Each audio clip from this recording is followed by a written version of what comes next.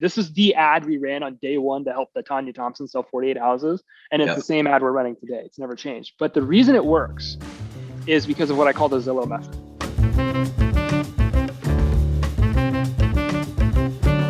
Tell us how this type of ad and lead generation strategy works in any market.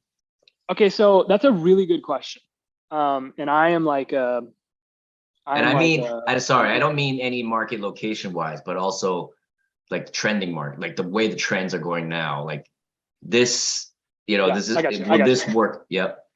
So the reason this ad has worked for the last 9 years, this is the #1 ad we ran. This is the ad we ran on day one to help the Tanya Thompson sell 48 houses. And it's the same ad we're running today. It's never changed. But the reason it works is because of what I call the Zillow method, right? What did Zillow understand? They understood 2 key points: that you don't market yourself first, and that you want to leverage desire over necessity. So I came up with this silly little thing called the Zillow method, leveraging those 2 core points. Now, people say, well, you don't market yourself. Well, the reality is, if I wake up today and decide I want to buy or sell a home, I don't immediately think I need a real estate agent. And I don't immediately think that I need a loan. I just want to go look at houses. 75% of people that look at homes on Zillow, just there because they want to look at homes. You are not the first thing that people think about whenever they want to sell a home. So stop trying to build a brand because it's not the right time to market yourself. We want to do that second. And when you understand that, you're leveraging the core desire of the consumer, whether they're going to buy or sell. Figuring out your home value takes a couple minutes. Finding a property takes a couple months, sometimes people a couple years. So we tap into the single greatest desire of people. If anybody's never done this, you should go to Zillow's Facebook page. It's literally just pictures of houses. It's nothing else. It's not about Zillow. It's pictures of houses, videos of houses. And Zillow didn't take any of those pictures. That's why everybody's upset, right? I don't want that poker. Zillow took the data, started selling it back to people, but all they did is leverage the core desire of the general consumer, which is giving them a platform where they can look at property. That's why this works, no matter where in the world you're doing it. And that's why even today, if you look back at the recession, if you look back at today where the market's shifted, this is still the #1 thing driving lead generation for Zillow is properties to look at. And so, Mark, to answer your question, that's why this ad strategy is our go-to in any market we ever enter. And it's our go-to in any economy because it's leveraging the core desire of people that are actually interested in buying and selling a home. And that is properties to look at. Now, do you find that these leads are mostly buyer leads or they're mostly seller leads? Intuitively, it seems like buyer leads, but I know you probably get a lot of seller leads from this. So I want to know. This is actually our little hack for getting seller leads at a fraction of the cost of most people, because statistically speaking, 52% of leads generated are also property owners. Yeah. So when we generate a lead for $3.90 and 52% of those are sellers, we're actually getting seller leads for $7. And so it's also a really cool little hack. We don't run like home value ads or stuff like that. We do this strategy instead because home value ads are $12, $18, $24, $36, $52 a lead. We're getting seller leads for $7 on average in Josue's business. And we're doing that same thing all across the country. So this is our strategy for getting sellers too. Great. So before you go to the next one, I want everybody to understand that, like, if you're buying leads and they're real leads, right? Meaning their real first name, real last name, real email, real phone. And you're buying them for $6.27 or $3.90, right? Those people will at some point buy or sell a home.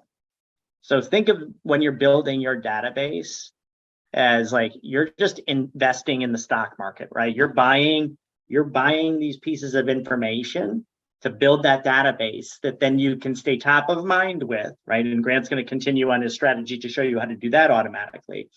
And then they start yielding. So, you might spend $100 a week on ads or whatever the case may be to generate, 60 leads or 50 leads, right? But after a week, and 2 weeks and 3 weeks and 4 weeks, now you get 100. Your database is 100 times bigger potentially than it was before. Right? So think about that. And when they start hitting, just think about the return on investment as well, right? They're not going to all hit at the same time. Real estate isn't transactional in that sense.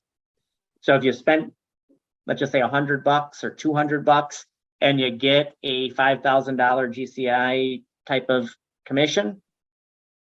I mean, I wish that I could gamble that all day long, because that's a hell of a return on investment. So just think about the long-term play here, everybody, when you're going into some of these strategies, because that's when they start to yield. And then, yeah, that's awesome. Go ahead. Was there a question? Was there an answer there from Grant, or? Nope, I'm good. Okay. Question here. Median home price will determine ad success. Yep. Tell us more. So, well, just going back to one of the points that I'd made is you want to go into your MLS and see over the last 90 days, what is the median price point of homes sold? That's the specific statistic that you want to go look for. And that is the reason that that's the number that we look at, is because that's where all the action in the market is happening, right? That's where all the turnover exists. And so you want to go where everybody's playing the game, right? If you go to the luxury price point, you're going to see your number of leads will go down, your cost of lead is going to go up, because there's fewer people swimming in that pool. And if you go actually below the median, if you get $50,000 or $100,000 below, if we were to do a homes list for $250K, his actual cost per lead would be higher, because there's fewer people swimming in that pond too. And so that's why we go look at the median price point. Got it. All right, go on with your strategy. So we go back to the framework, right? So the first thing we want to do is get attention, names, email addresses, phone numbers going into the database. But the next thing that is really crucial is creating a connection. And I'm not talking about follow-up per se, I'm talking about relationship, okay? So the relationship that you develop with your leads is what I'm referring to when I'm talking about connection. So if you get this right, people like you and they trust you before they ever even meet them. Before you ever even meet them. If you get this wrong, you kind of become the slimy agent that everybody works to avoid. In this industry, one lead or one contact is shared with approximately 9 different realtors.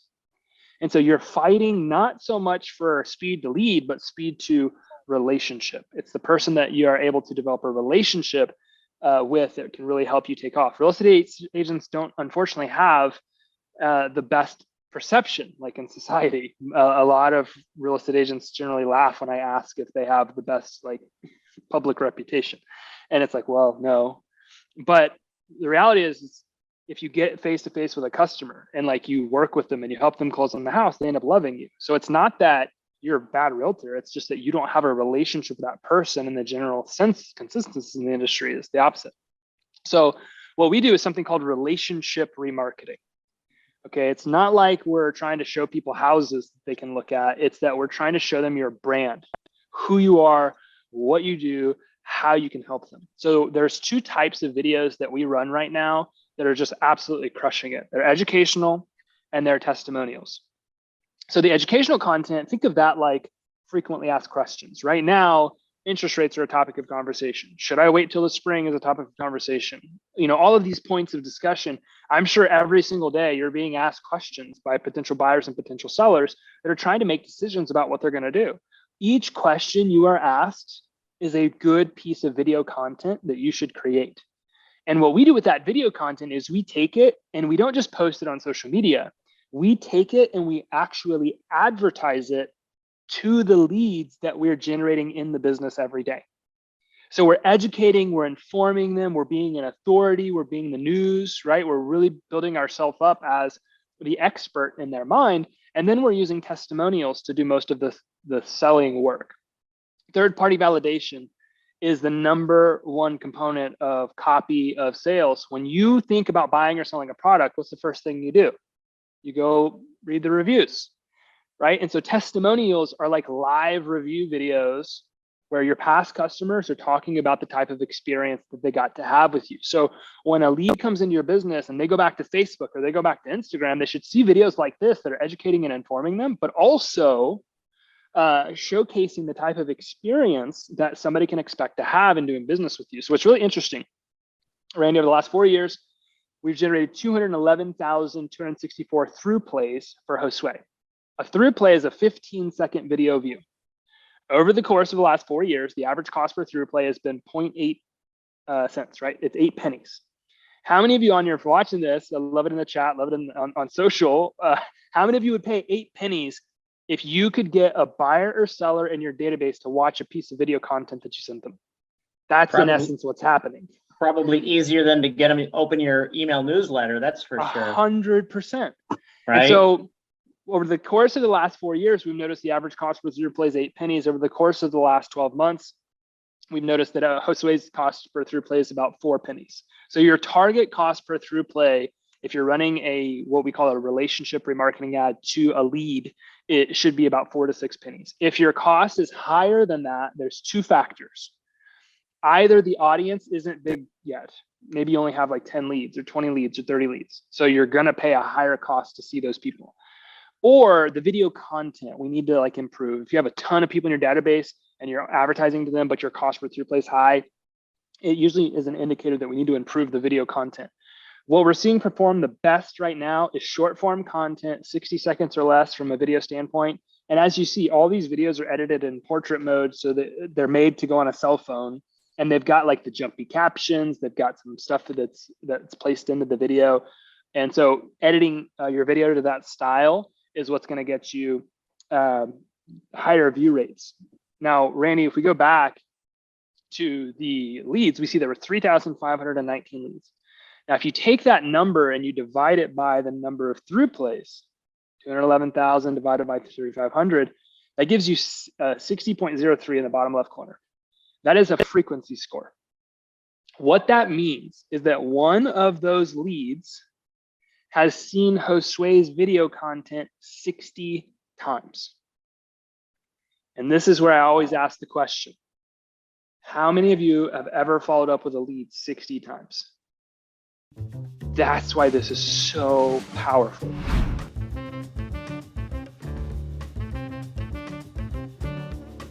Want to keep getting tips, hit the subscribe button as well. Thanks for watching, and we hope you get a lot out of this.